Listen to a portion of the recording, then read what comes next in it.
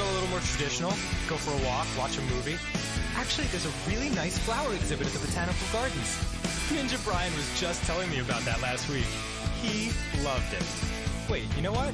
Fuck it! Let's kill some guy tonight. We're holding hands and laughing while we shank him in the starlight. Let's take a motherfucking life tonight. We're young and alive, which I can see for that guy. Yeah, let's kill 5 guys tonight. The cherry cola while we blast a savage drive-by. Let's kill 10 guys tonight. You know what? First date, let's pump the brakes on the murders. Let's kill 5 guys tonight. I'll take you back to your place and we'll craft a perfect alibi. Man, we had fun tonight. We're young and alive, and you can call me anytime. Good first date. Want to do it again next week? No? Oh, all right.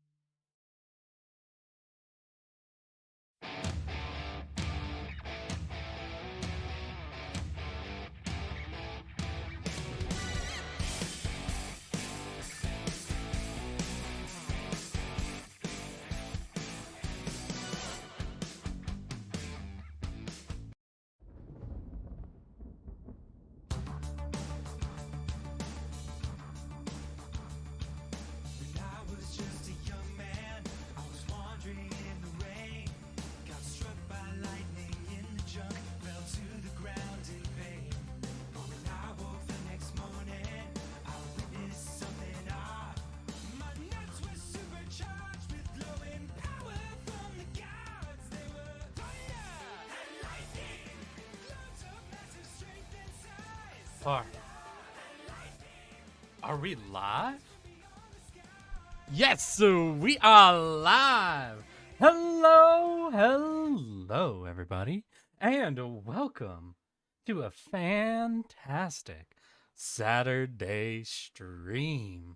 As you all can see today, we are getting back into talking about Dungeons and Dragons.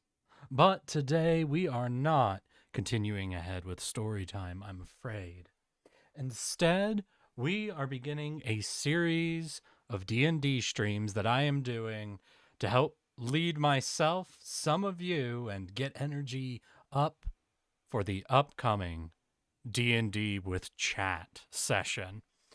I don't have a set date for that, but I have finished sending off the first wave of invites and locking down a general idea of when I would like to stream, knowing kind of about what day of the week and about what time. So next up, I'm going to be sending out my second wave of invites, finishing up the dungeon, helping whatever crew assembles to start build their party. And then we're going to have ourselves a full D&D session, y'all. School time. I'm going to go in the last row, start eating. Oh, shit. Damn it. Hey, Marciel. What? Just no talking then. And I can tell if you're looking at your phone. There's really no other reason to look down at your crotch and smile, kids. You're not as subtle as you think you are with that, okay?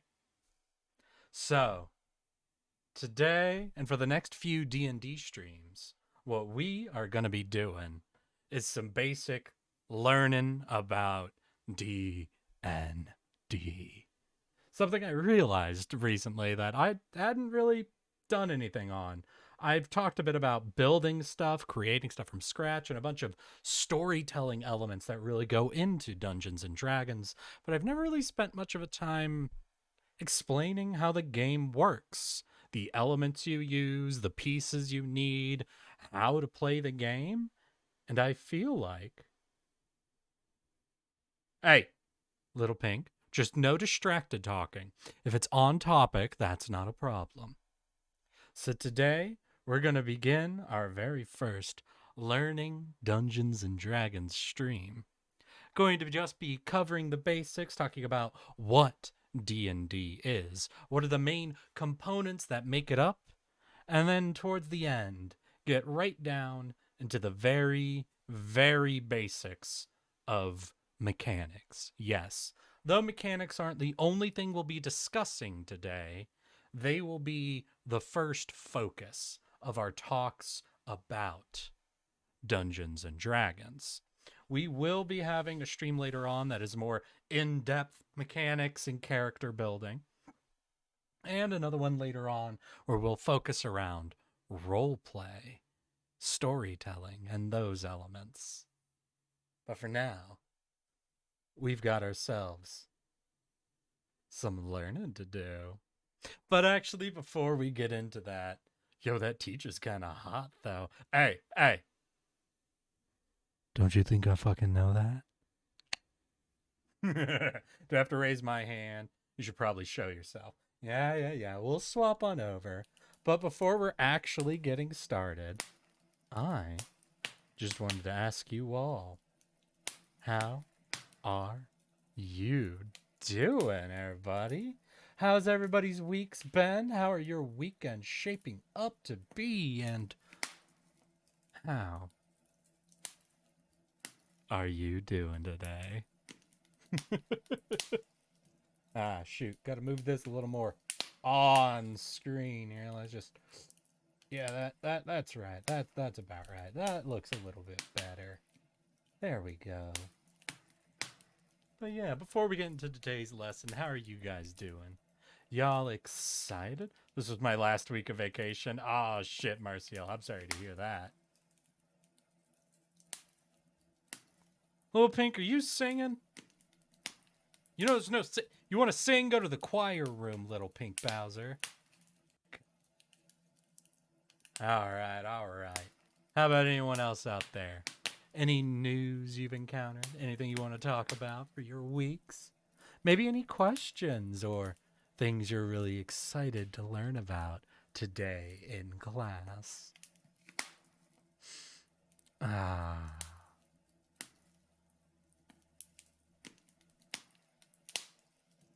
Let's see here. Chat also seems to be in a little bit of a weird spot. Let's raise you guys up just a little bit. Make sure there's enough room to really see y'all. There we go. That's a little better. Been playing the new Pokemon game? Hell yeah. That's about it. Okay. Have you seen the sketch for Sour's character? I have seen, the sketch that got posted in Discord. Yeah, I saw that. I am amazed you are already getting on those, Marcial. We'll have to wait and see what the whole crew shows up as and what everybody wants to play, but I'm very excited to see how much you guys enjoy a chat D&D session. Even though I know not everybody will be able to be in it, I still want to see if the best ways for making sure everybody has some fun with it at least. Did anyone do the homework for math? I have it next period, but I didn't do the homework. Gosh, that is not an on-topic question, Sour, and you know it. Well then. That's fine, Little Pink. If you have anything you want to bring up, do not hesitate. We'll be doing a bit of a broad discussion here, so if there's any details you ever want to throw out, do not hesitate. But, for now, hello and welcome everybody to Learning D&D with Eric. Yes, that one. So, to begin today's discussion, I suppose there is one very simple question for us to ask. What is D&D? D&D is the role-playing game Dungeons and Dragons. This is a tabletop role-playing game that has been around and kicking for decades. My dad, in fact, owns several of the D&D Advanced, which is basically edition 1.5 of the game that came out, and has them up in his library. And he tells me about the times playing them as a kid to bring into scale. 60-ish years, I think Little Pink is saying. And that sounds about right. I'd say 50 to 60 years, yeah. D&D has been around in one form or another. Today, in the modern era, we are on to the 5th edition of Dungeons and Dragons. And I believe the 2nd edition of Pathfinder might be a later edition. I haven't really played before. But I only bring up Pathfinder as it's a bit of an offshoot of Dungeons and Dragons specifically. However, in the world, there are many role-playing games. Those based around creating heroes and villains in a world of supers. There are those based around sci-fi worlds, based in perhaps cyberpunk, Star Wars, or many other popular universes. There are many Western-style games, some about shootouts, some about hunting down monsters and ghosts in the far forgotten West. There are games to deal with eldritch horrors and all the like. There are games based purely in the theater of the mind, where players discuss what is happening and create a story together without the use of statistics or dice. And there are some games based entirely around the dice, where there are charts for everything, and I mean everything that can happen. However, today we will be focusing on the, at least, most well-known, most popularized, and most likely of those games to bring people into the world of tabletop role-playing. And also, the game I will be playing with some of you. Dungeons and Dragons. So, what is D&D? Well, according to the Dungeons and Dragons Player Handbook, the main book that all players need to understand the rules, mechanics, and everything else about the game, Dungeons and Dragons is about storytelling in worlds of swords and sorcery. It shares elements with childhood games of make-believe.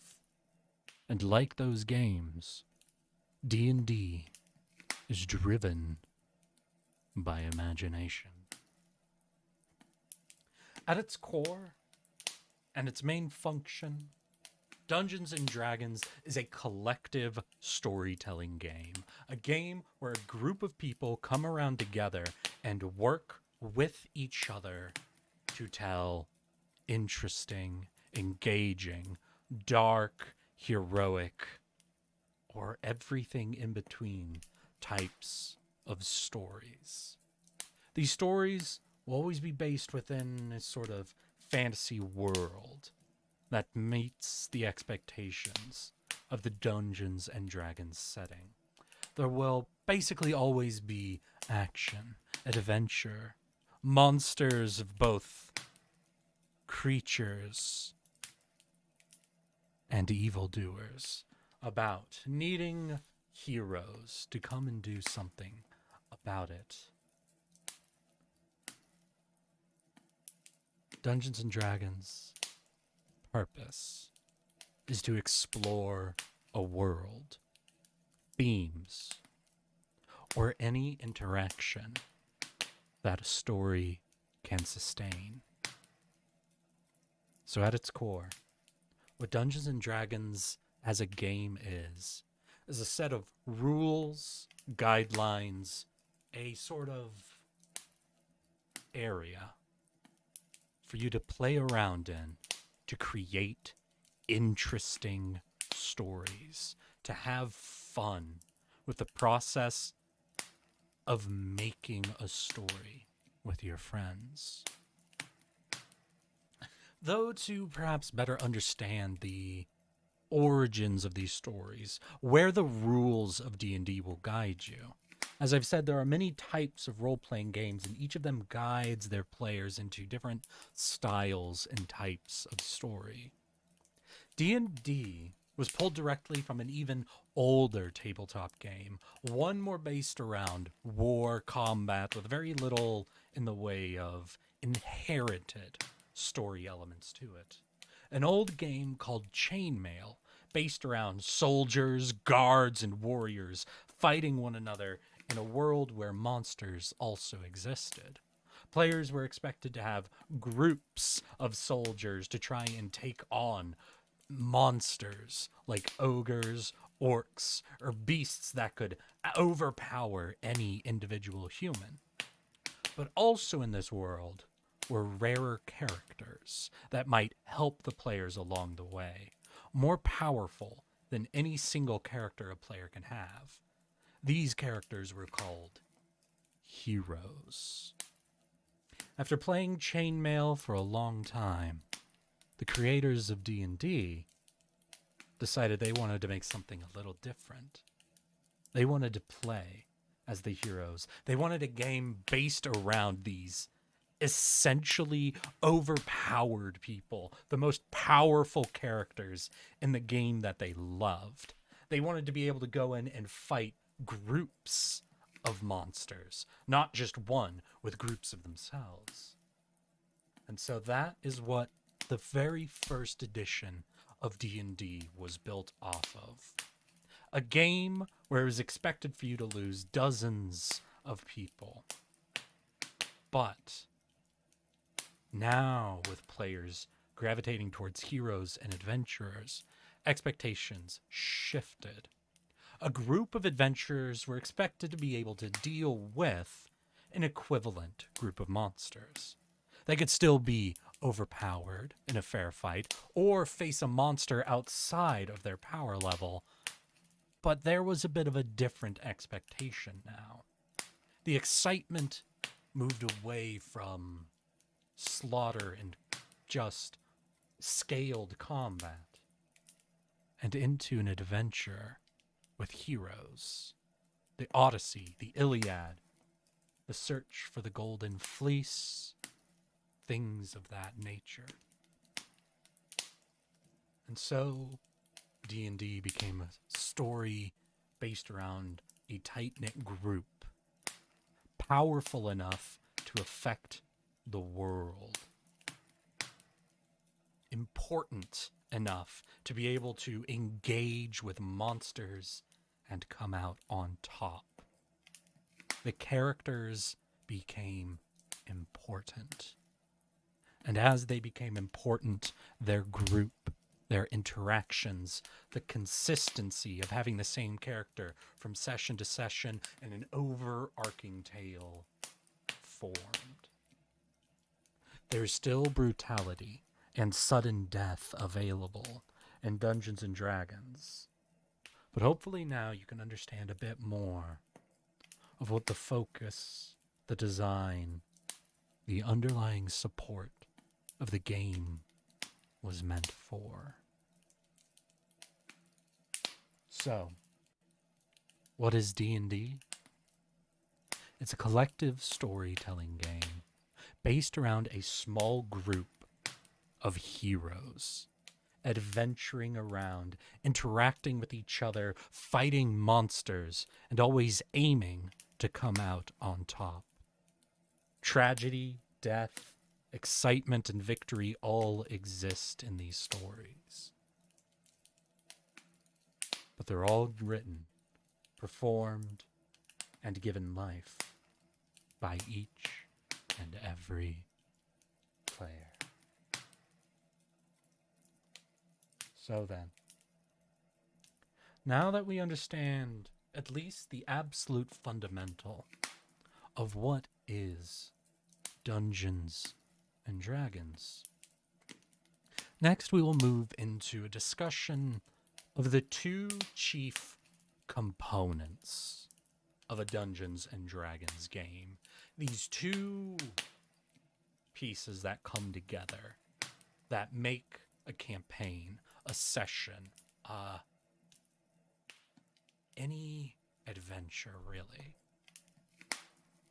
Roleplay and combat. Now, there is always a degree of debate when it comes to separating out these kind of chief elements that make up a game. Can you really separate roleplay and combat? Not exactly. Nor should you truly think of the game as being able to have these elements separated, but there is a why to breaking them apart, at least from a discussion basis. So why separate roleplay and combat from each other when discussing them as two elements of the game instead of saying they are one and the same in many ways? Simply put, Dungeons and Dragons has, most of the time, two styles of play that happen within a session. And those styles really can exist on a sliding scale. At the far end is sheer roleplay, defined by free-flowing actions. Players essentially calling out what they want to do, what they're going to try to do, just saying when they think of it, what they want to have to happen. These most roleplay times are always very player-driven. Everything that happens within them is determined by a player's action. The world might react to them, driving them to do something forward, but always be based off of a choice that players put in this free-flowing moment. And most importantly, sheer roleplay times are defined by interaction, growth, and the building of something. Building of connections between players, building of the story, building of an understanding of what's going to happen. When roleplay is happening, something is rising, an action is growing, and consequence is coming, or an opportunity is slowly being presented. At the furthest edge of this scale between roleplay and combat is a period of free-form growth, interaction, entirely driven by players. On the opposite side of the scale, in the most extreme points, we'll call combat. These are the points of the game where free flow ceases, where the game shifts to an entirely different style, becoming a turn-based grid system combat.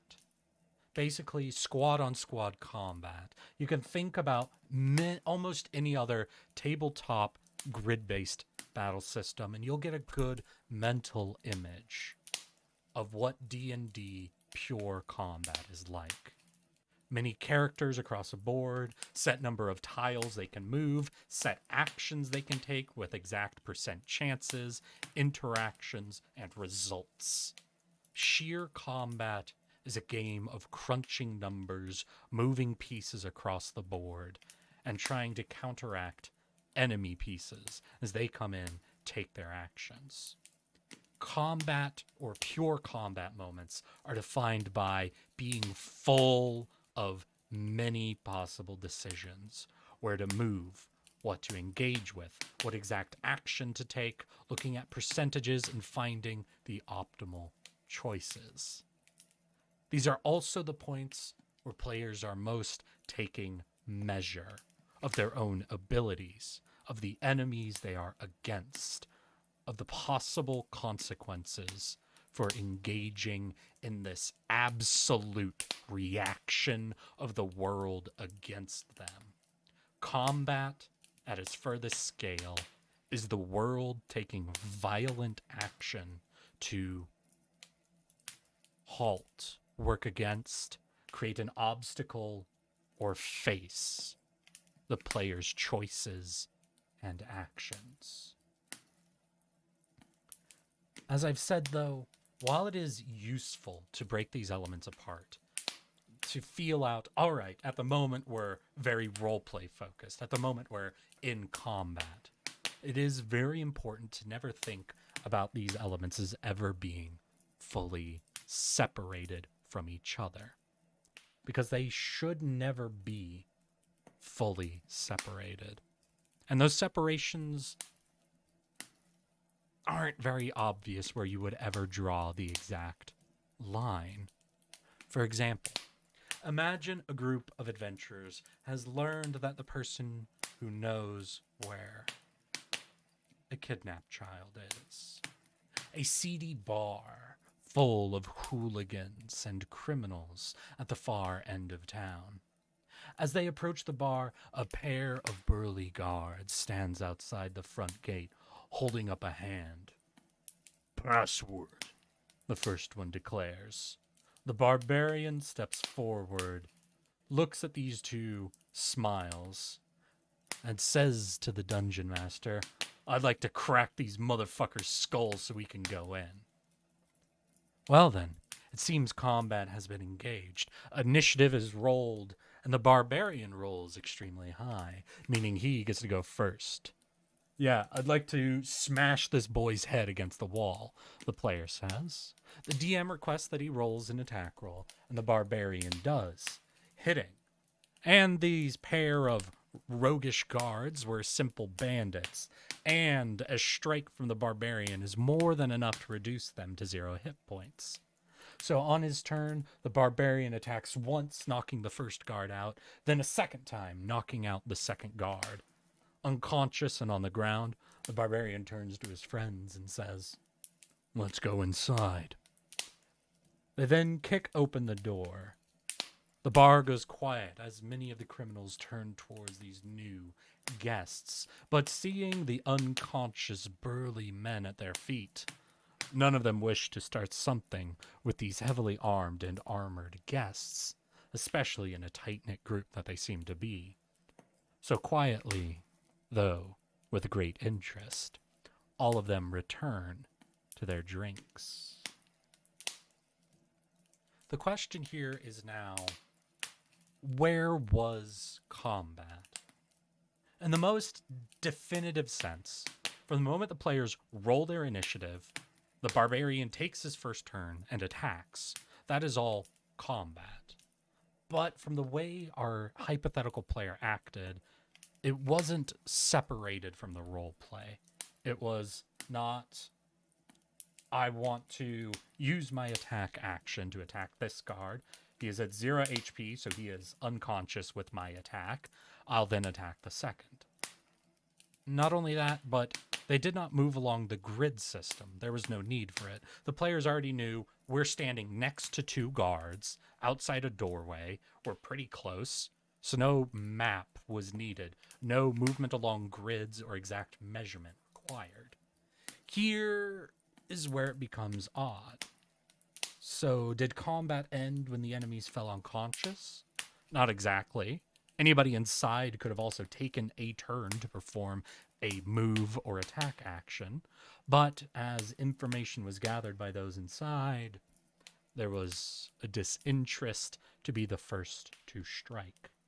And so, instead of taking round by round, having each player move their character, a set movement along a tiled grid into the bar while no one else took actions, natural inclination is a free flow.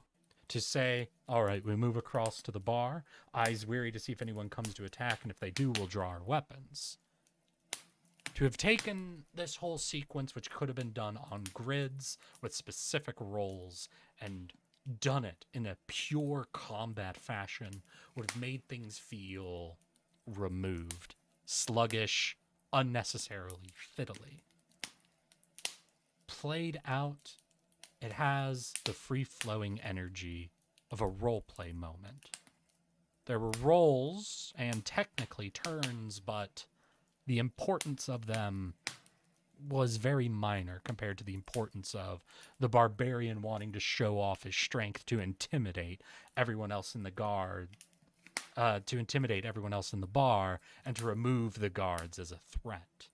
In truth, this could have possibly been done as an intimidation roll, but given the player's desire to make it more obviously violent, it blends together. And that's the important thing to know. While looking at moments and thinking, are they roleplay or combat, is useful to drop yourself into a mindset. You never want to fully separate them. Combat is enhanced when players have a character-driven goal, allowing themselves to take hits to get to a target, explaining why they move towards their friend, or having in-character moments of saying, "Are you all right?" Just lends a level of weightiness and importance to combat that simply declaring numbers and movements lack. But it is also important to remember combat and roleplay separated to a degree. If during turn-based combat, players take 5 minutes describing every motion and wish of their character as they move from target to target, these moments would take far too long. Combat, in its turn-based nature, lends every player an equal opportunity to perform action, to take measure of their character, to add their weight to the scene. At the same time, roleplay moments should not try to separate themselves entirely from the mechanics of the game.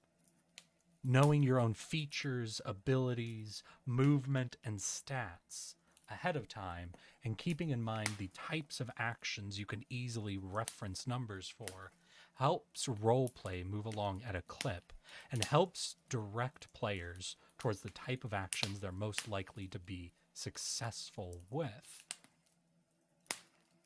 Characters knowing ahead of time whether they have a charm ability they can throw out, how fast they tend to be, if they're an intimidating or comforting presence, helps guide roleplay with a stable base of mechanics behind it. These two elements should always be present, whether you are in a dominantly roleplay moment or a dominantly combat, as they benefit greatly from each other. But keeping an idea of which element dominates helps players to know, how free can I be with my actions? How much should this focus on one player or all of us? And what's most likely to happen here? A rising action or a falling one? Keeping these two elements in mind, how they combine and how they separate, guides us to an understanding of how to measure each moment within a session, how to know what is expected or what a scene might be made of. And so, with that aside, we'll zoom in even more. We know what D&D overall is. Collective storytelling, adventurers, heroes, a group working together to create something engaging and interesting. We know the chief components: roleplay and combat, how they combine and separate, and how they lend what sort of features to the moments they appear in. So now, let us focus in on the elements we need to play Dungeons and Dragons. First and foremost, one that should be very obvious as I've brought them up many times. The chiefest thing you need for collective storytelling is players. A brain. I agree, Marcial. But you need several brains, in fact. All of them thinking different thoughts. For these are the players of the game. According to the PHB, or Player's Handbook, each player creates an adventurer and teams up with other adventurers.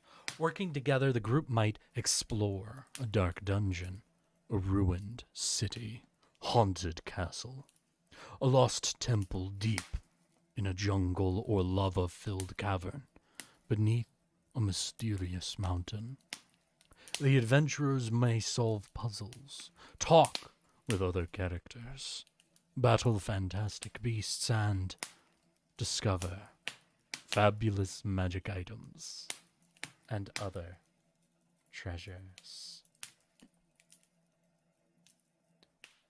Players are the core element to the game. They are the drivers and actors, both in a sense of performing, but also the main things that act upon the world they are in.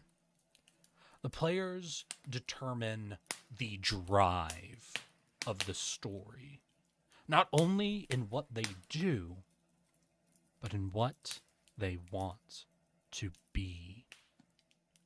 Players have two basic ways to engage, if we discussed the heavy roleplay and the heavy combat. But they also, in their choices, have two drives to fulfill. World actions, seeking to undo something in the world, to change something about it, to add something to it, to stop that dark evil from destroying the world, to bring a cure to a kingdom, to perform a job for gold. These are world actions. Actions that are predicated by the world, but that the players choose, that they seek out. The other are character actions. Things that drive a character forward, not in the world, but through themselves. A character who seeks vengeance might have a world action they're engaging with to kill a evildoer who has conquered a village. But at the same time, they might have a character action. That evildoer killed their family. They are dealing with the fact that they want them dead for personal reasons, that they feel violence growing inside them, a wish to do harm to this person. The character action, then, is a decision from the player. Do I want my character to willingly go down this road into violence and change into that figure? Will they begin to pray to gods of murder, vengeance, power, anything to achieve this? Are they split by this choice? Are they trying to resist that violent action and feel on the precipice of becoming an evildoer for good reasons? Or being unable to act? Or perhaps it is just a struggle to forget their family. They seek to become an avenging paladin who obeys the law at all times. This villain has broken the law and must be punished by right of the king and the gods above. That vengeance you feel is not a just way to kill. And so your character action in this world action is, how do I expunge this vengeance from me before we get there, before I have to execute this person? If vengeance drives me at any point in that last action, my character will feel they have failed. This is how players drive the game in these two types of sort of choices. What are the actions they want to engage with on the world level? And what are the themes and choices they want to engage with on the character level?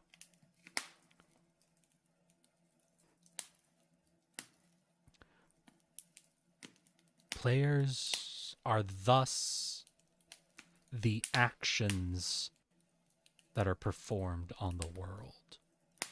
A world, no matter how fleshed out, developed, how many countries, ongoing wars, rebellions, and everything else that gives that world life, exists there for the players to act upon it, to interact with it.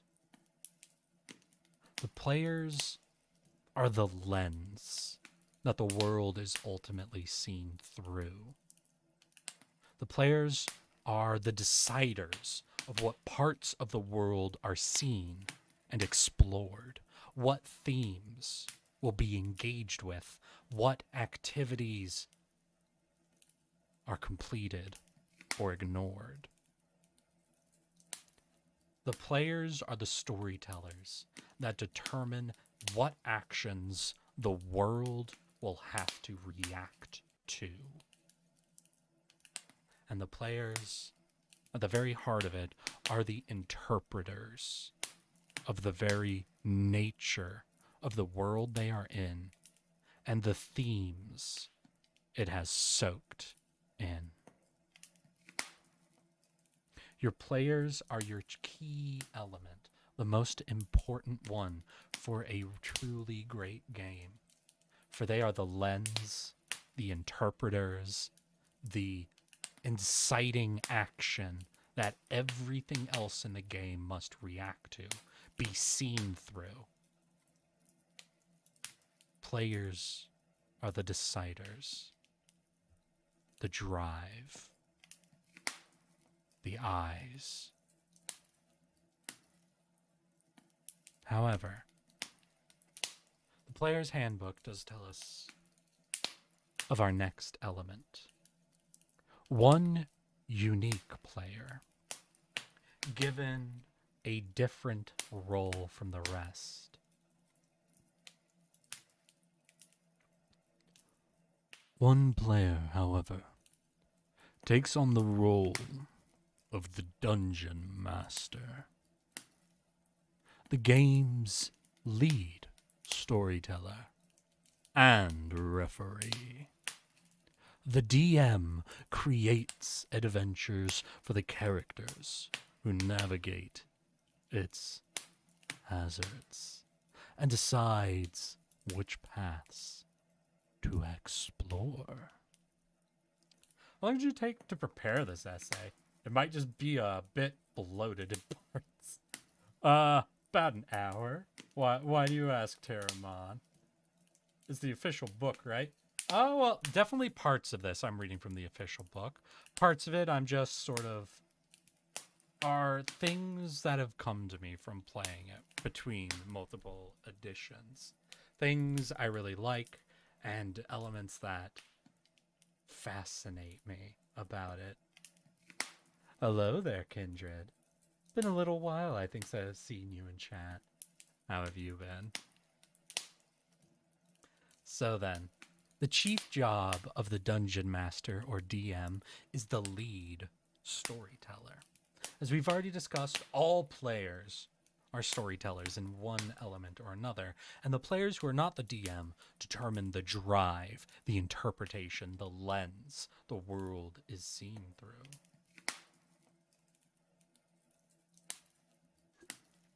The Dungeon Master, then, is something else. What a Dungeon Master does is describe the scenes that the players move through. They create every description that the players will see and interpret. They create every NPC, every personality they might interact with. The DM will divine what enemies they face, what antagonists and secrets the world holds, and the way that the world will react to them. Players decide at any moment where to go, what to pursue. But the Dungeon Master determines the nature of the world, the subtext around it, and how the world reacts to the players. As a DM, you decide how this world treats its heroes. You decide what themes, beliefs, and assumed truths have guided the entire world into its current shape. The Dungeon Master imparts meaning into the decisions of the players. Each description should be driving players to a better understanding of their characters, of the world around them, of how it feels about them and their actions, and also what they can do to change it. The Dungeon Master determines, in storytelling words, the day before the story begins. How was the world before these adventurers decided to change it? And what will it do to try and resist that change?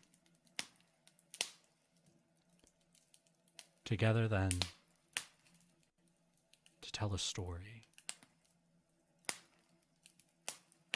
The players act. The DM reacts. The DM describes the scene, the information, and the players make a choice from those descriptions. Action, reaction, world building, and questions. Rooms filled with themes of vengeance will guide players into a story asking questions about vengeance. A world steeped in a history of slavery, of forced labor, of domination and tyranny will lead players into an adventure questioning tyranny. Perhaps they will engage with it. Perhaps they will try to end it. Perhaps they will burn nations to see tyrants gone, or perhaps they will ally with a nation to raise an army and to see the world freed. As the Dungeon Master, you are there to facilitate, to create the world to play in, to set the themes that will be engaged with, and to let the players drive, make the choices, and create the end morality.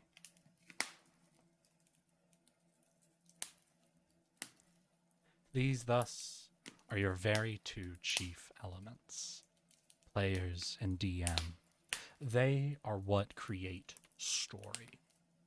They are obviously the viewers, the actors.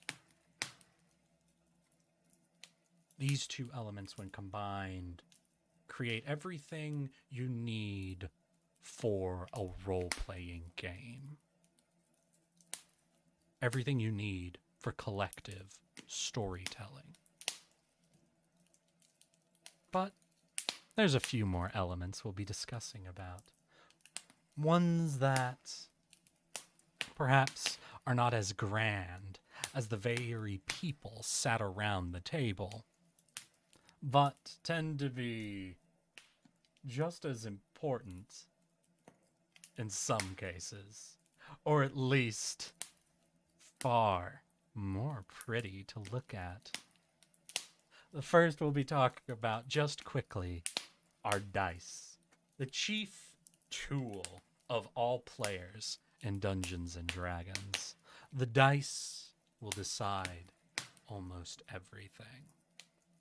Should a player make a choice within roleplay or without, if they should test their abilities, their skills, take any action, there's always a chance for success and for failure.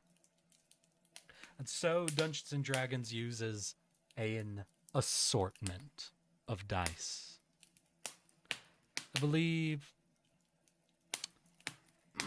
I guess it can be decided, oh, what are these odd-shaped balls with the numbers on them? They're dice, and you know it.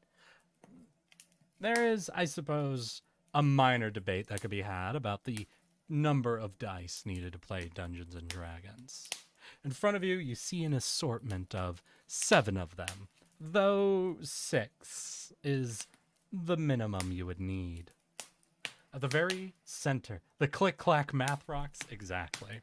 At the very center, we have the D20, or the 20-sided die. This is the measurement of fate.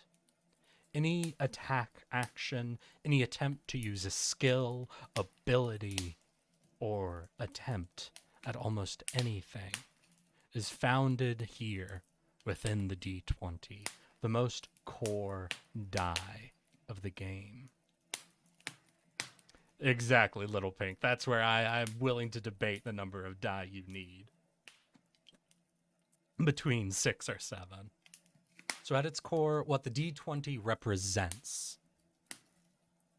is random chance, fate, or just the odds of any action succeeding.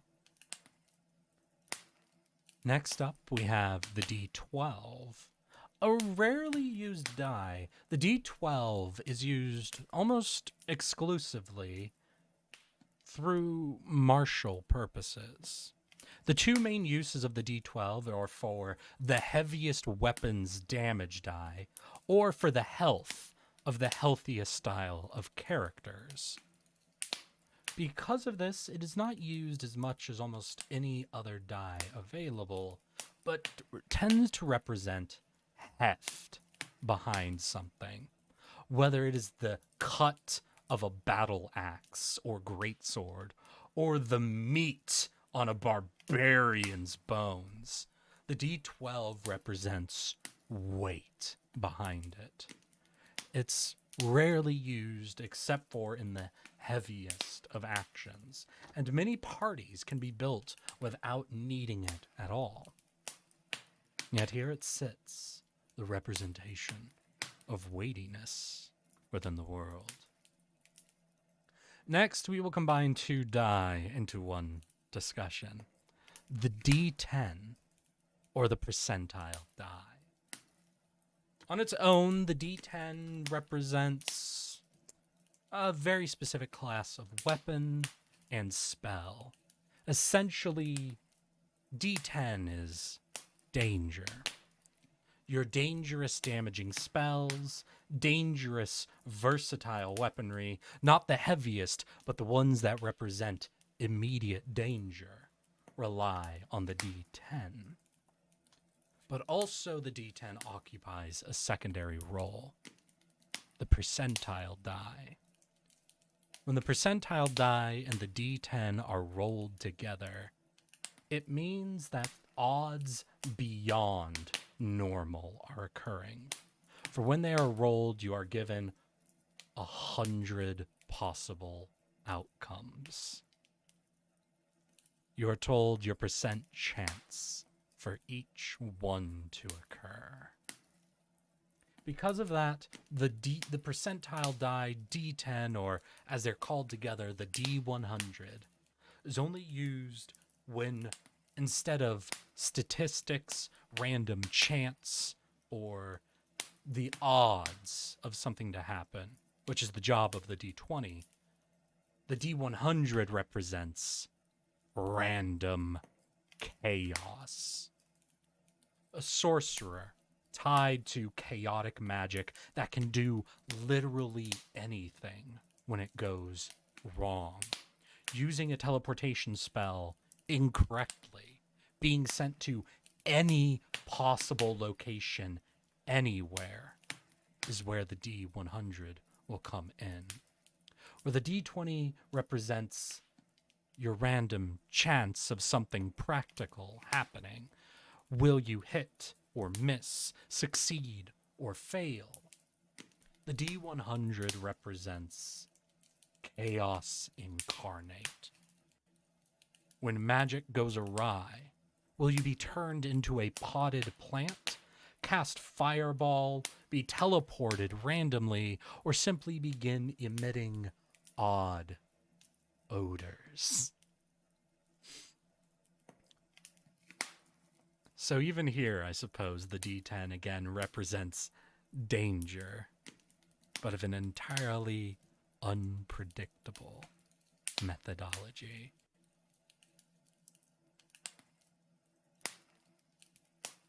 Next is the D8.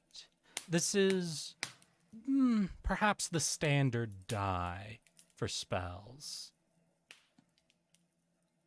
This is not used for the highest damaging or most dangerous spells, but used for those more so within the mid-range. It also represents a few weapons, though perhaps not used in their most optimal ways, and sometimes for edge cases. The D8 represents perhaps an odd middle ground of the world, where someone uses their staff two-handed instead of as a casting focus, where a very dangerous weapon has been shifted to a one-handed position, or spells of a more average nature. The D8, depending on your group or their preferences of spells, can see quite a bit of action, or even less than the rare D12. The D6, the six-sided die, the cube, or perhaps the most recognizable die shape, thus occupies the position of standard, perhaps. Whether it's a rogue's sneak attack, the damage from a short sword, or anything that falls within this sort of lower tier. Low tier spells will rely on the D6 and average weapons. The D6 gets thrown into different features that add damage, into negative effects that might recur. The D6 represents your bog standard, perhaps. It is something that will, in any campaign, be rolled a lot. Perhaps not to the degree that the D20 gets rolled, but the D6 will always arise, averaging things. And yes, finally we move on to the caltrop, as it is oftentimes referred to. The D4, our triangular friend here at the bottom. The D4 represents in the world perhaps minor issues or growing issues. The D4 is used for spells such as Magic Missile, which summons a storm of attacks. Therefore, the D4 in this case represents a multitude of minor issues mounting. It is also most frequently used for abilities such as Bless or Bane, an ongoing buff or debuff, a small bonus granted to your friends, or small negative taken from your enemies. It is the damage of a dagger, a dart. For those who are proficient with them, even some improvised weapons, or for brawlers, the damage their fists can deal. The D4 is the minor threat, much like a caltrop. Alone, in the positions it is used, it is not death. It is not, on its own, a threat. But it is the threat of something more coming, of mounting pressure, of being deprived of your bog standard. These dice thus represent the core actions performed by players and enemies in the game. They determine success, failure, and degrees in between. They will decide whether an attack or spell is successful, whether an attempt to seduce, charm, or intimidate your enemies can possibly gain the results you're looking for. They represent randomness, chaos, standards, heft, and danger. But most important, they make a clicky-clacky sound and are made of pretty colors. For anyone who has been engaged with role-playing, especially Dungeons and Dragons, you will know that these are the tools players love the most. Emotions grow high with each roll. Some are placed in prison or destroyed for their failures. Others held on pedestals. And out there will always exist the goblins who wish to accrue as many dice as possible. Your dice represent the favor of the world. And so many people will pray to them in one way or another, seek their favor, and hope that the dice will ever roll in your favor. Then finally, we will move on to the last of our key pieces. Well, actually, the second to last, now that I consider it. The battle map. As discussed on the far end of combat, is this idea of turn-based tile movement. A world broken down into squares that must be traversed with specific amounts of motion. Actions with exact range, numbers that need narrowing. And so your battle map is what represents the grids players will move across. This is a tool that is extremely helpful, though not always used and not always necessary. In the example of breaking into the bar and beating up the two attendants out front, as positioning and distance were not ever in question, we did not need a map to understand how the barbarian got to the guards and knocked them unconscious, nor did we need to be concerned about his ability to do so. So no map was necessary. Instead, we performed in what's often called the theater of the mind.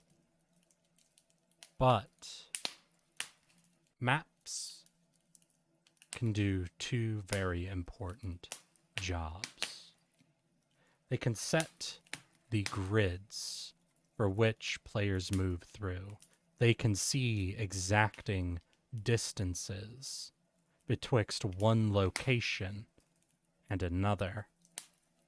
If players need to cross from one spot to another, they need to know exactly what that distance is, how long it'll take them to move there, and what obstacles lie how far away. But when made well, battle maps ground players in the reality of what is in front of them.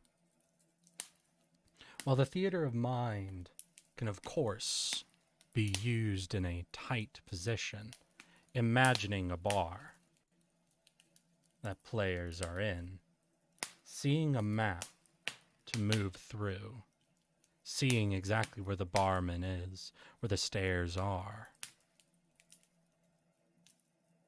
going about through room by room, seeing the exact weight of the reality around you, helps players to feel out their proper interactions. When a map is made well, the players begin to act on their turn immediately. They should be able to see where action points are, where the doors in the room lie, possible ways of threats to come to them, and how to progress or exit. Battle maps provide the limiters to players, the distances and obstacles, but they also represent opportunities. And when a lot of effort is put into them,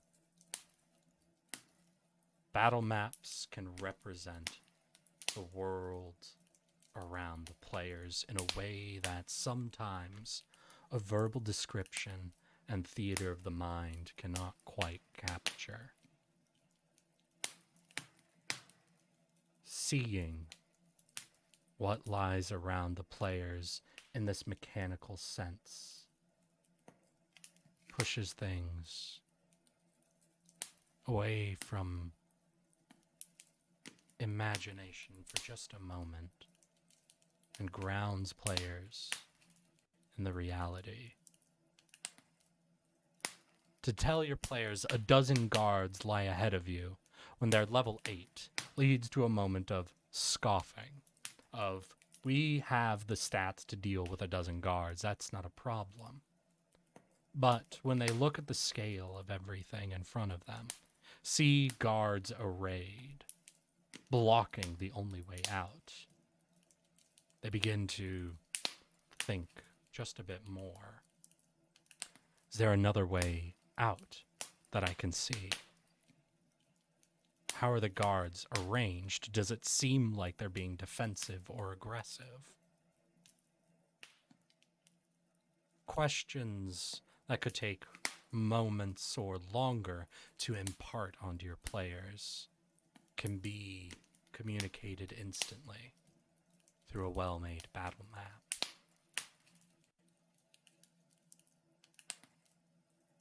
Thus, they limit and free. They set the boundaries, but also show the opportunities that players might have. Thus, we will now move on to the final element I would like to look at today.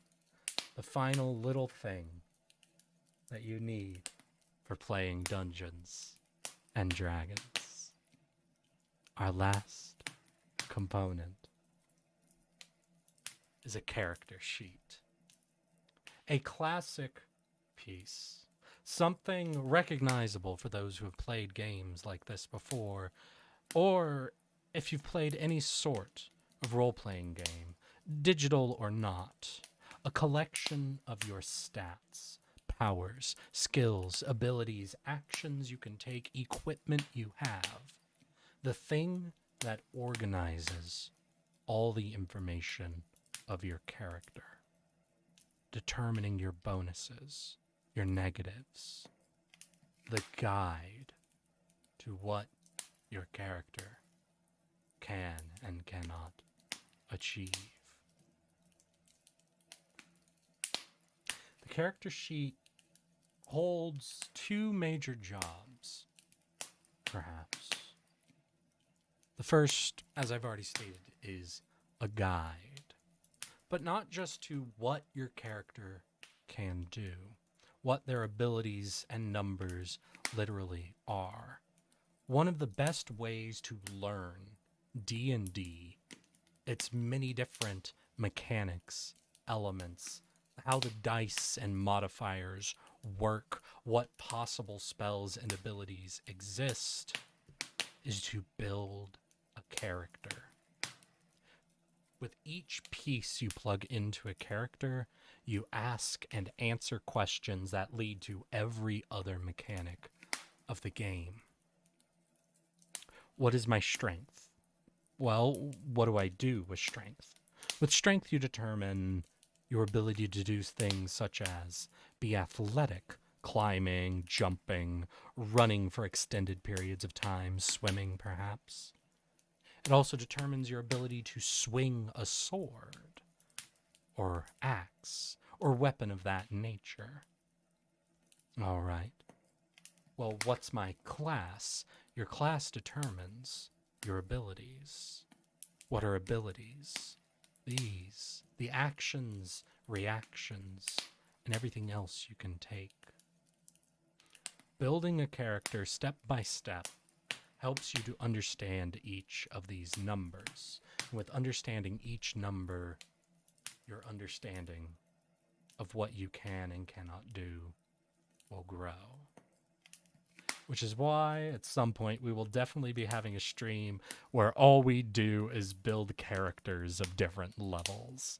I hope you are all looking forward to that in the future, of us spending a stream building a character with chat.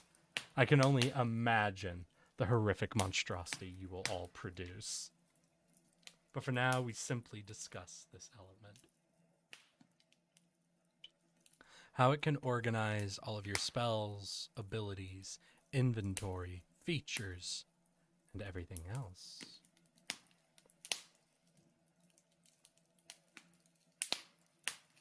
So,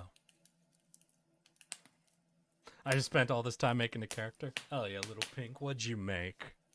And so with that, we have accrued our major elements. Players. The drive of the story. The DM. The one who builds it. Who gives it theme and reaction. The dice. Our determiners. Our fates. Our degrees of success and failure.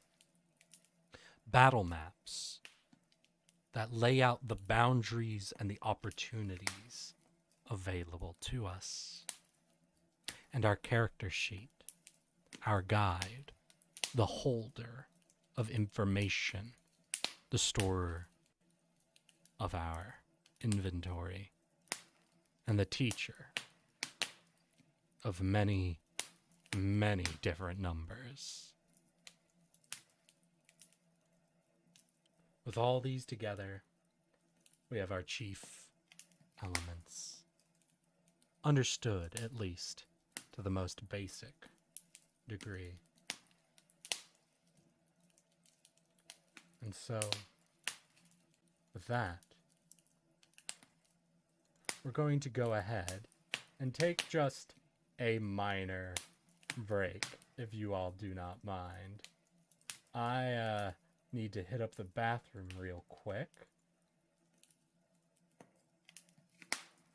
And once that is done, I will be coming back, and we will be going into our very last section. I hope you all are very excited for that. But, if you'll excuse me for just a moment.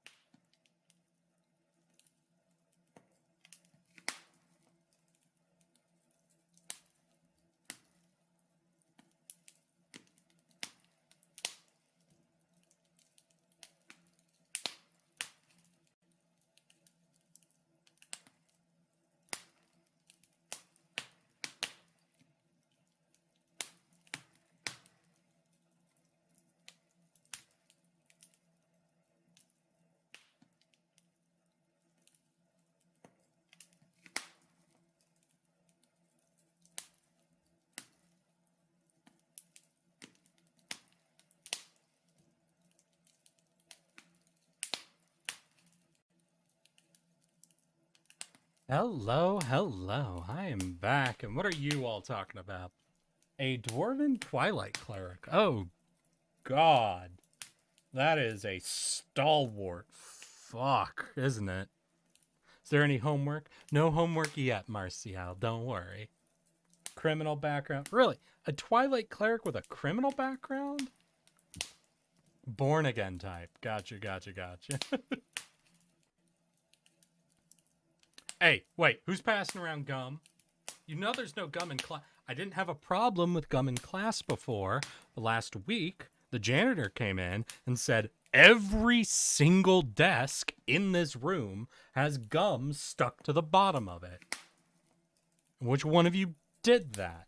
Was it just one, or was it all of you sticking gum to the bottom of your desk? Why? There's a garbage can at the front of the class. What? No, it's mine to stick. Why did you stick gum everywhere?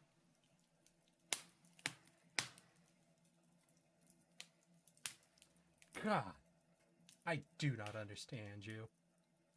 Y'all are ridiculous at times. Absolutely ridiculous. Well then, I suppose we can head on into our last topic for discussion today. We will now finally be done with kind of these broad examinations of what is D&D, what elements is it made of, what pieces do you need to play the game, and what are they for? And instead, we will be moving into the most fundamental of mechanics in the game. Because of this, we'll be looking at things from a very combat-oriented direction. Pure combat, essentially. The truth is, we will have later sessions where we talk about some of the basic rules, tips, and tricks to create better roleplay in moments like this. But at its heart, the mechanics are the things that need to be learned and memorized to a degree that roleplay just doesn't. And so a lot of our basics understanding is going to be very mechanics oriented. And today, our mechanics grade lesson is called actions. I like making characters that have one or two parts that go against the grain. I like a tiefling fighter, tinkerer, bard, lycanthrope, monk stuff, whose themes interact with each other interestingly. Hell yeah. So, many of you might be wondering, hey, how do we have a stream dedicated to actions? How many actions can you do in D&D anyway? Action economy. We might not be getting into that, Little Pink, but we'll definitely be taking a look at some things. Well, the truth is, there are a shocking number of types of actions you can take in Dungeons and Dragons. Oh, Lord. And we will be getting our way through the basics of all of them. So. The very first thing to discuss is actually a group of actions. In total, there are 3 main action types you can perform as a character within the game. The first we'll be talking about is movement. On your turn, we will assume you have 3 basic actions available to you. Their names are movement, action, and bonus action. So, your move action is performed, well, based fundamentally on one of your stats. In most cases, you will only have available to you a walking speed. There are some characters that might have climb speeds, fly speeds, swim speeds, and tunneling speeds, and a few other very rare instances. But for now, we're just going to focus around the idea of walking and running. Let us assume, then, our character has this standard walking speed of 30 feet. So, on our turn then, using our move action, we can move up to 30 feet. Every tile in Dungeons and Dragons represents 5 feet of movement. So at 30 feet, our character can move 6 tiles in any direction. Diagonals count as 5 feet of movement, just like horizontals do. So,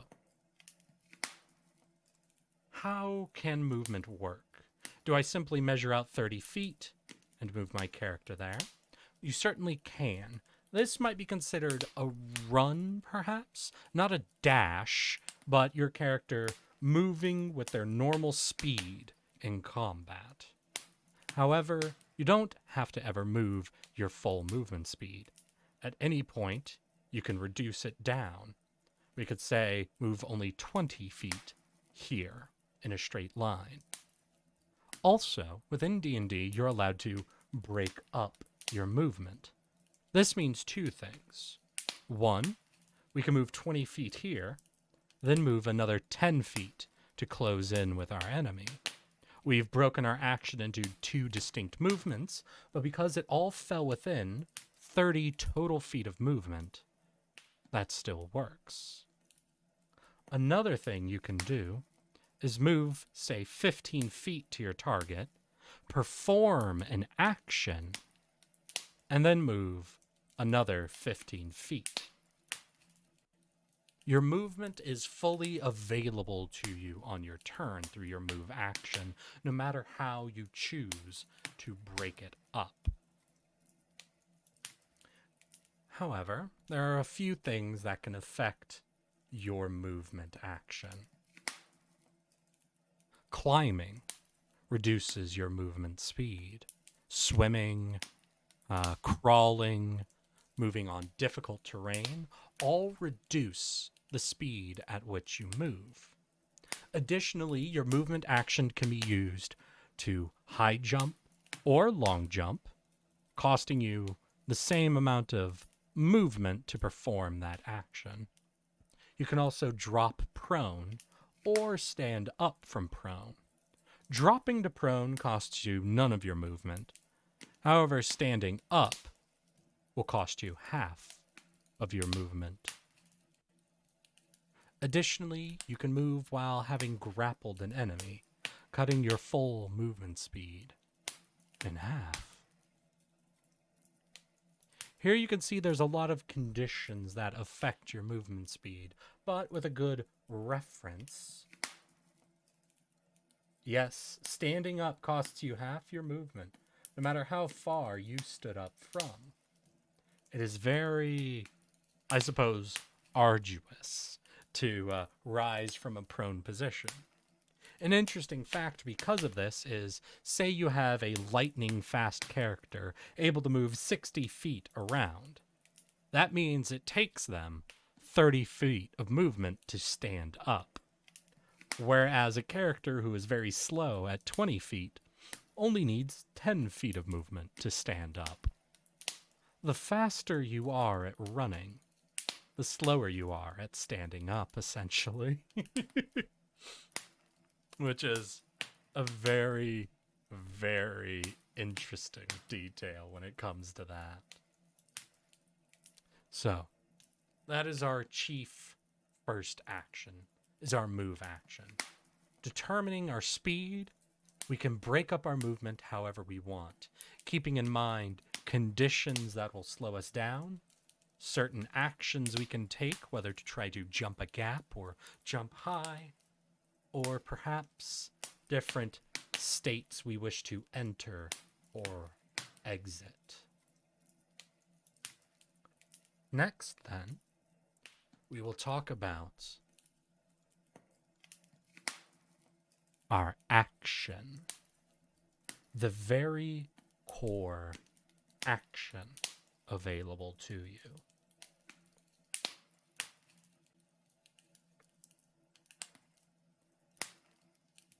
In most cases, an action is going to be used to perform an attack or a spell. Within combat, we use our movement to approach our enemy. And we're not planning to break up our movement to move away from them, around them, or anything. So we will assume our move action is thus ended. All that is available to us then is our action and bonus action. So, we will use our action to attack. But once we have used our action, that is all there is. We only get one of each of these per round, barring very specific exceptions. And so considering what to do with your action is one of your chief decisions every round of combat. And attacking or casting a spell aren't the only actions you can perform. You can attack, cast a spell, but there are quite a few other actions available to you. For example, you can perform the dash action here. By using your action to perform a dash, you essentially gain an extra move action. What you do exactly is double your movement speed. So where before we could move 30 feet, now we can move 60. This means we won't be able to attack this round, but if we need to get somewhere specific quickly, to get into or escape a fight, to get over to a friend or anything else, the dash action is what you'll use to make sure you can get there. Other major actions you can perform include the grapple and the shove.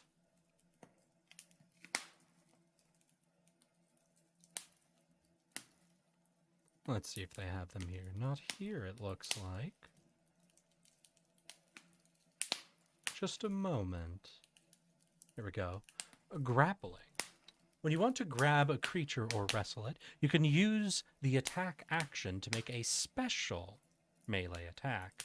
So here an action is still technically using your attack action, but with a very specific goal in mind. The target of your grapple must be no more than one size larger than you, and must be within your reach. Using at least one free hand, you try to seize the target, making a grapple check instead of an attack roll. In this case, you will roll a strength or athletics check, contested by your target's athletics or acrobatics abilities. If you succeed, you subject the target to the grappled condition. The grappled condition reduces a creature's speed to 0, and it cannot benefit from any bonus movement to its speed. The condition will end if the grappler is incapacitated, or if you remove the grapple from yourself. A shove is again another unique style of attack action. Instead of trying to hold the creature in place, however, this is more so based around moving them one tile away from you or closer to you. Basically, you will either knock the target prone or push them 5 feet. With this, you can set up characters for attacking a prone target, which can be very advantageous for your allies, or simply get them away from a friend. Or, in certain extreme cases, you can even shove them off of a very high position and allow gravity to become your new favorite ally.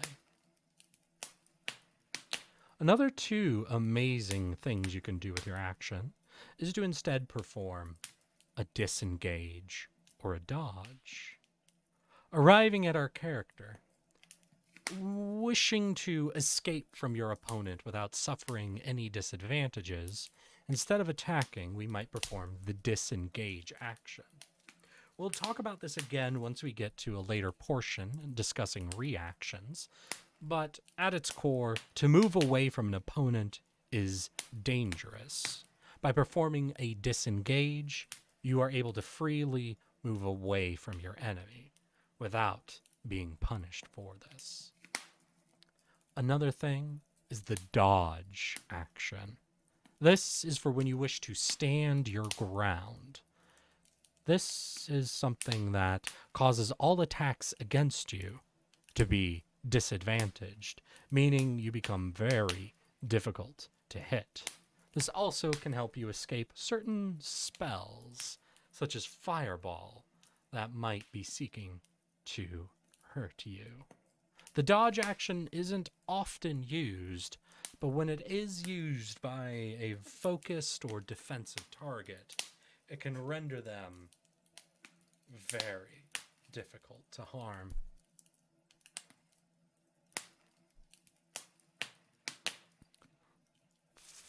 The last action we'll discuss here, since almost everything else here is dependent on something else, is the help action. This is perhaps one of the most rarely used inside combat actions, but one that is used quite frequently during more roleplay oriented moments. The help action allows you to grant advantage to an ally. While this can be done to give your allies advantage on attack rolls, making them much more likely to hit their next attack, it is most often used when a pair of party members are trying to do something together. Locate a missing person, find tracks, persuade, or intimidate. When you take the help action, the target of it gains advantage on their next ability check. Alternatively, they can gain advantage on their next attack roll against a creature within 5 feet of you. When used creatively or when actions are done with your friends nearby, the help action can thus be used very quickly to tip the scales of chance, to weight things in advantage of a group working together. So, with our action, we can attack, grapple, or shove. We might cast spells, move quickly, disengage from our enemies, or begin to dodge. We can also try to help our friends, or perhaps try to hide or search. With all of these out of the way, we will then move on to our discussion of the last of the 3 major actions, the bonus action. As its name might imply, the bonus action is lending you something small and extra to your turn. There's not a wide number of things that can be done with the bonus action. As you can see, the bonus action has about 3 listed here. There are some spells that rely on a bonus action. Many classes or special features might use a bonus action for something. And attacking with your offhand weapon will allow you to use your bonus action if, say, you are dual-wielding weapons. But ultimately, the bonus action represents something easy to do, something inherent in what you're already doing. Wielding 2 weapons, it's easy or inherent to attack with both of them. Certain spells are considered inherent, such as buffing spells, certain quick healing spells, or spells that essentially perform preparations. And finally, class features. Certain classes or feats that players can unlock will grant special minor things that can be done. Whether it's converting other actions into bonus actions, like the monk or rogue can do, or if it's like the polearm master feat allows, turning a normal attack with a long-reaching weapon into 2 attacks, striking first with the tip of a pike and then wheeling the weapon around to strike with its rear end, the secondary attack taking a bonus action. These will always be called out as being needed. But do remember, you only get 1 bonus action a round. It is not a bonus you can always take. It is a bonus you can take once, and so is important to know when best to use it. With that, then, we have discussed the 3 chief action types. The move action, which determines our speed, but can be broken up very fluidly on our turn. The main action, attacks, spells, shoves, dodging, disengaging. There's a plethora of things you can do with this. And then bonus action. A much more contained action. Something to do to prepare or add to things you're already doing. However, there are 2 more action types to know about. Not as core as these 3 that happen on your turn. The very first we will discuss is one of the oddest to use in game. One that feels natural to use frequently, but becomes awkward with the inherent restrictions to it. I don't even know if it's actually referenced here on this sheet. No, it is not. This is the free action. The free action is an odd element within 5th edition. And I think within almost every edition it has existed in. By its name, you understand the free action is something that doesn't take any additional effort, essentially. It is free, after all.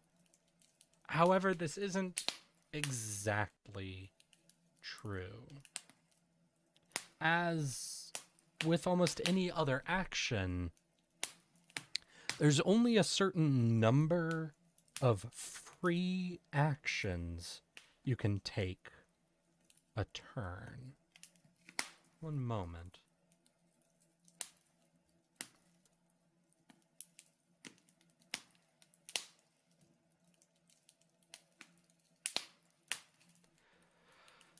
You see, how a free action works is it is something that can be done easily alongside an action you are performing.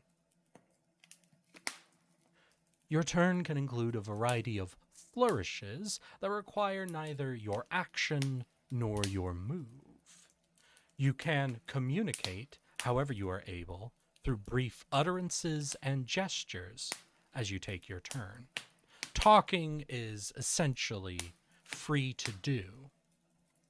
You can also interact with an object or feature of the environment for free during either your move or your action. For example, you could open a door during your move as you stride towards a foe, or you could draw your weapon as the same action as your attack. However, if you want to interact with a second object, you need to use your action. Some magic items and special objects always require an object or an action to use, as stated in their description. So essentially, free actions like drawing your weapon, interacting with a door, or communicating something to your teammates is a free action to any action you perform. When you attack, you can draw your weapon or communicate to your team. But you've already done this. There isn't another free action you can attach to your action. You've used that free action. However, Then, once you draw an attack, you now wish to retreat through a doorway. So you begin to move towards the door, and as a free action to your movement, you can open that door and move through it. However, if suddenly, for some baffling reason, there's another door behind this one as you arrive at it, you've already used your movement's free action. Free actions are not therefore free. They cannot be performed in perpetuity like talking can. You can talk throughout your entire turn. But a free action requires you to be performing an action. And within that action, you only receive one free action. This is where it can be both complicated and simple. Of course, with your movement, you're going to open the door. Of course, if you didn't have your weapon drawn when you attack, you'll draw your weapon. But when you begin to interact with things in the world on your turn, it can feel odd at times to state, well, no, you've already used your free action. You can't use another free action. Ultimately, it's an idea to simply remember. Confusing at times, odd feeling at others, yet also very simple when it's used correctly. So finally, we will move on to the final action type available. One with a small set of things that can be done, but holds some of the greatest impact in the movement system of the game. And this is the reaction. Like every other action type, you only have one reaction a round, which is very important to keep in mind. It is not to be confused with a turn. After all, you're unlikely to be reacting to much on your turn. The three key things that you do with your reaction, then, are certain spells that can be cast. The Shield spell or Hellish Rebuke are very powerful spells that react to your caster being attacked. Shield aiming to protect the caster, while Hellish Rebuke simply seeks to punish anyone who has harmed them. Needing to be attacked is a frequent trigger for reaction spells, and is thus their core reaction trigger. The second is a more complicated one, a readied action. Readied actions can be very complicated in D&D to understand initially, as they are not one action. To perform a readied action, you need an action type available to use.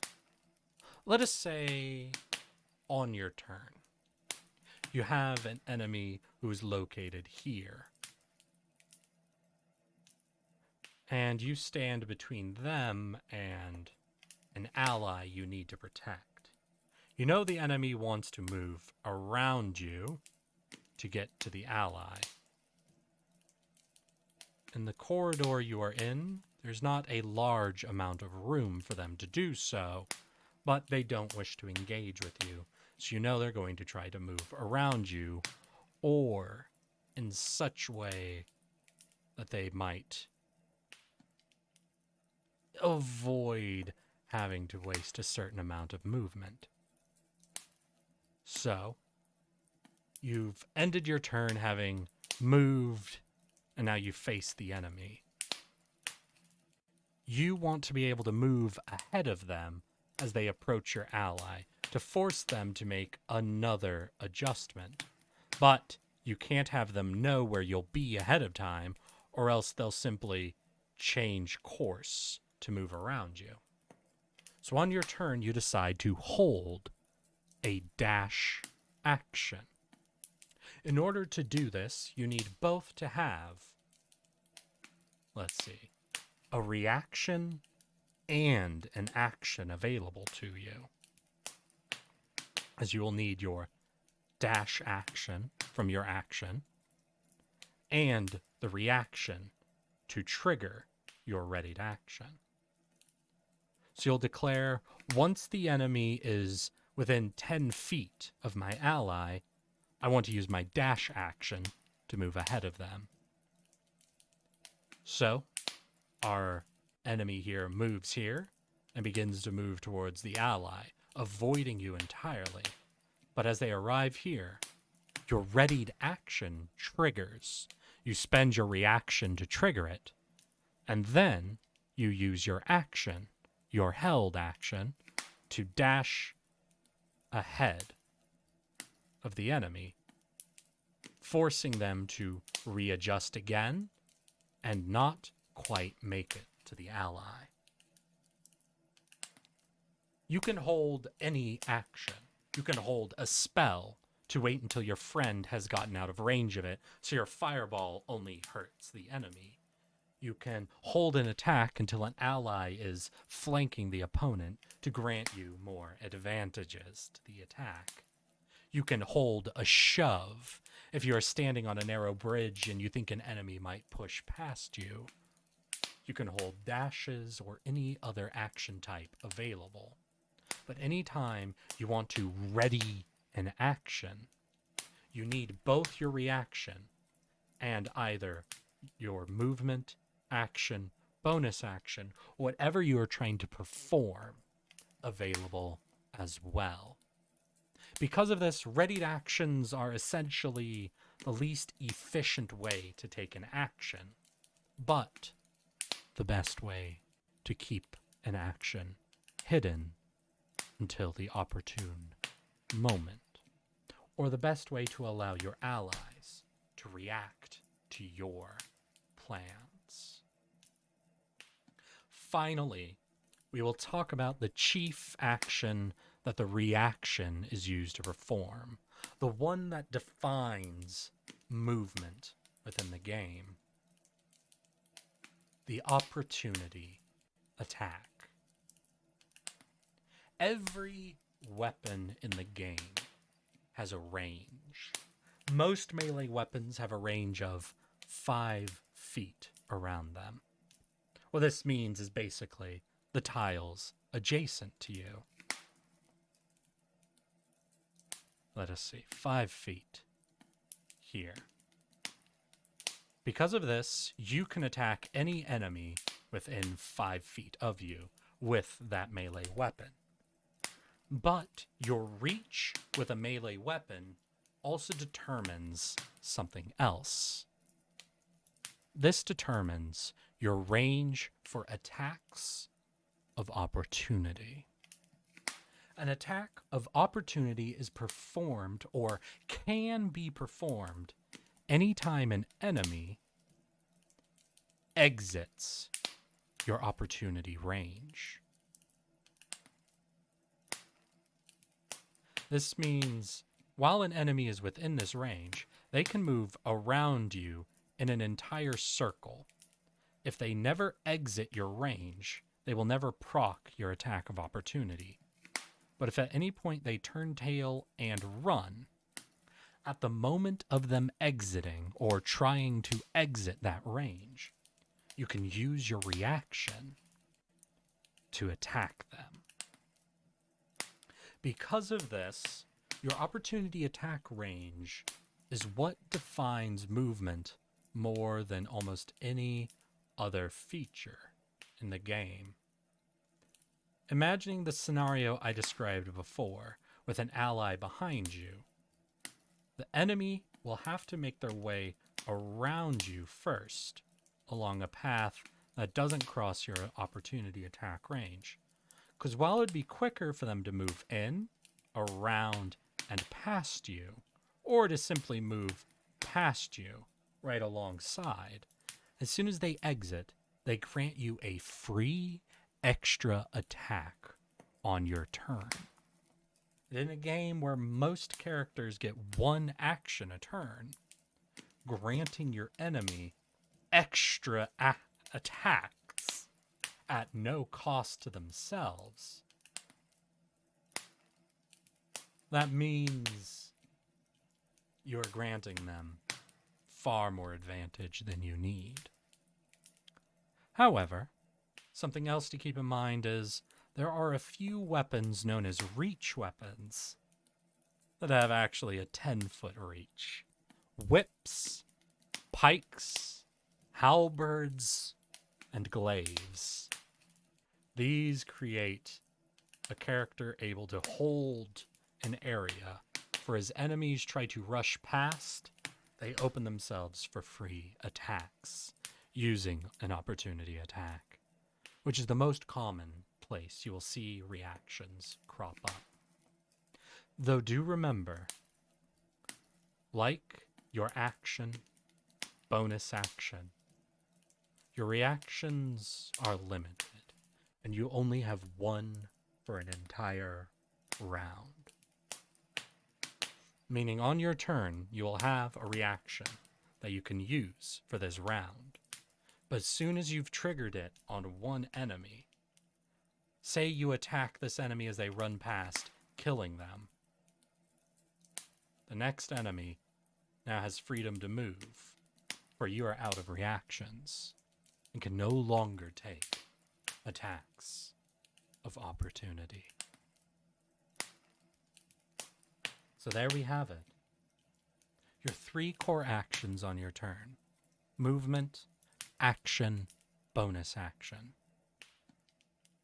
The confusing element of free actions, something extra to add on to the actions you can already perform.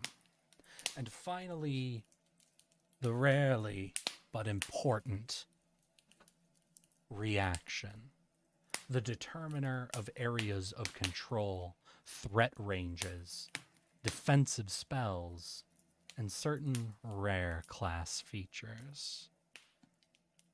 Once you understand these 5 core action types you can have, you will understand the absolute basic mechanics of any fight. Anytime you read an action your character can perform, it'll explain what action you need and what it does. And as long as you always know how much movement, what actions, bonus actions, and reactions you can perform, and what free actions you need in order to have your weapon ready and to move through the things you need to, or grab what you need to grab, you will always be able to perform at your base level within any combat within D&D 5th edition. With that, you can all go back to chatting amongst yourselves, chewing your gum, or asking off-topic questions, for we are here at the end of today's lecture for Learning D&D Part 1. Thank you all for joining me today to learn the very core fundamentals of Dungeons and Dragons. What it is, the chief components that make it up, the elements you need to play, and the very, very basics of the mechanics that make up combat in it. Actions. Will this be on the test? Not for most people, but Sour, since you're going to be in the session, yeah, there will be a test for you, boy. So, with that, we've still got a good 5 minutes, though, before I need to call an end to today's class. So, if anybody out there has any questions, comments, or anything else now is absolutely the time to ask or throw anything out that you would like. Some things I know got blazed over, but I do hope I was able to cover everything to at least enough of a degree to be like feeling you could definitely look up anything on your own at this stage.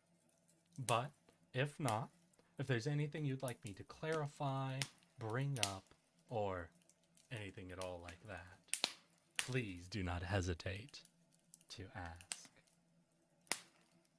And while you're all considering that, I'm going to go ahead and see if I can't find a fun place to send you all off to.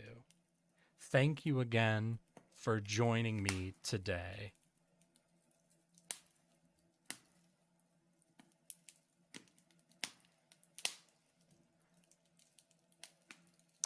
Thank you. I hope you all had at least some degree of fun. I hope to see you all again next week as we explore whatever lesson I decide to do next up in learning Dungeons and Dragons. Well, doesn't seem we have many questions floating out there. I hope that means that I explained everything well enough and not that you all are simply bored and itching to move on to something else.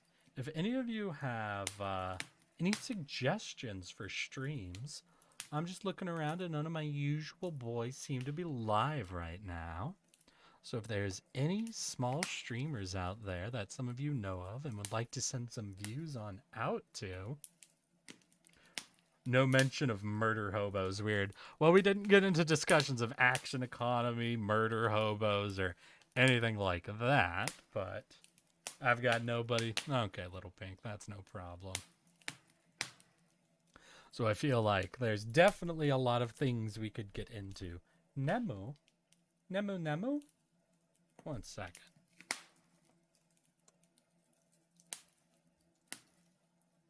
Have I seen Nemu before? Alright, they're a bit bigger. Yeah, she isn't small, though. If we don't have any small suggestions, we could definitely check her out. Yeah, I'll put Nemu on the list of people to consider. Let's see here. A bit smaller. What do we got? Merryweather? Any fans of Merryweather out there? Playing fucking Yu-Gi-Oh?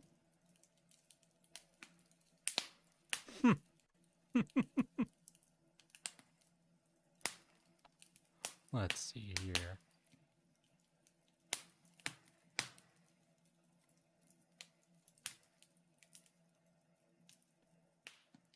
I've heard of them. Oh, all right.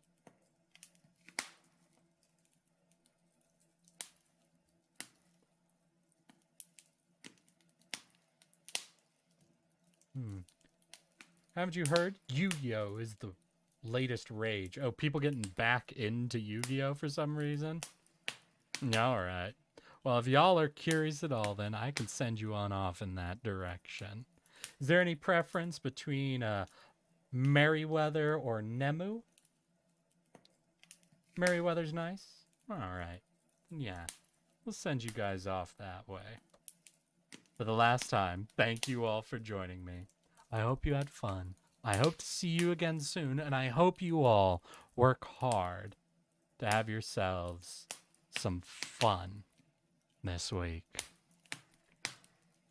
Ta-ta for now, and see you all again real soon.